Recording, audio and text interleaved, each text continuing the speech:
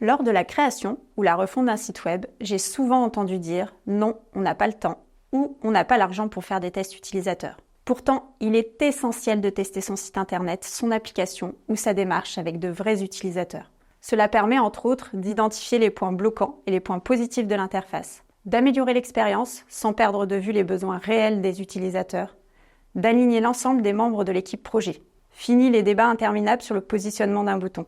Une interface bien pensée, validée par les utilisateurs, assure un site efficace et engageant. Si vous n'avez que peu de budget ou de temps, il existe plein de méthodes de test en fonction de vos contraintes.